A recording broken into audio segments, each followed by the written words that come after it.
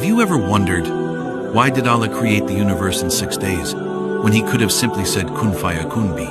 And it is. Allah is all-powerful. Creation could have been instantaneous, so why mention 6 days repeatedly in the Quran? Perhaps it's for us to ponder.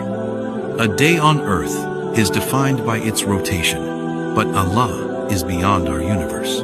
In Surah As-Sajda 32-4, the Quran says, "It is Allah who created the heavens and the earth, and whatever is between them in 6 days.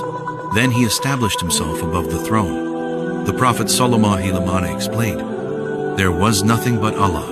Then He created His throne above the water. Then He wrote all things in the book and created the heavens and the earth." This tells us the 6 days refer to throne days, not earth days. Now, according to Einstein's theory of relativity, time slows down near massive objects.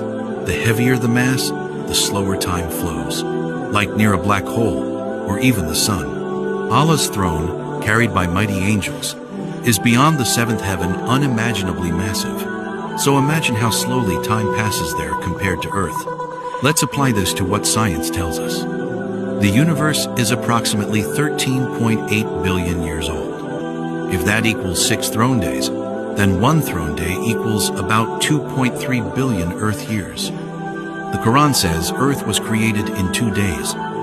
2 throne days equals 4.6 billion years. Science estimates Earth's age as 4.6 billion years.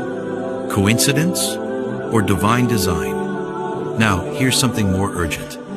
The Prophet ﷺ said, "How can I relax when Israfil has already put the trumpet to his lips, waiting for the command?" That was said 1,500 years ago. But in throne time, that may be just moments ago. If 6 days were for creation, could the 7th day be Judgment Day? Are we at the edge of divine time? Maybe the point of 6 days isn't about duration.